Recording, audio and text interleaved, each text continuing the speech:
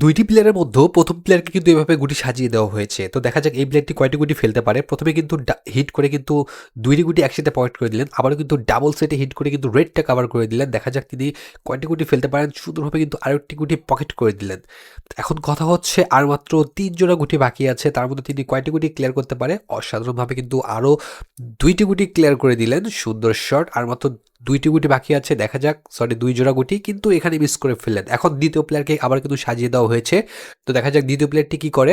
তিনি কিন্তু প্রথমেই সুন্দরভাবে কিন্তু ডাবল সেট খেলে দিলেন। আবার কিন্তু তিনি ডাবল সেটে খেলতে যাচ্ছেন। দেখা যাক তিনি কি করেন এবার।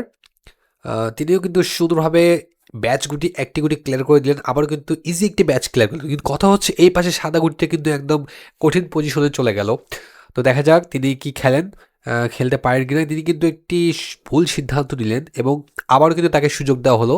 তো দেখা যাক এইবার তিনি কি খেলেন। তাকে কিন্তু আবারও এখানে ৪ জোড়া গুটি দেওয়া হয়েছিল, কিন্তু কথা হচ্ছে তিনি আবারও কিন্তু সম্ভবত ভুল খেলেছেন। তো দেখা যাক এবার তিনি তার ভুল খেলাটা তুলতে পারে কিনা। খেলে যাচ্ছেন। কিভাবে তিনি সবগুলো গুটি পকেট করে দেখতে থাকি আমরা। তিনি কিন্তু আবারও কিন্তু একটি কাটিংয়ের মাধ্যমে গুটিটা ফেলার চেষ্টা করছেন। তো দেখা যাক এখানে একটু ডিসিশন নেওয়াতে সময় নিচ্ছেন তিনি। কি খেলেন, হলুদে মারবেন নাকি সাদাতে মারবেন। তো ফাইনালি কিন্তু তিনি হলুদে মারার সিদ্ধান্ত নিলেন এবং হিট করতে গিয়ে কিন্তু আবার মিস করে ফেললেন।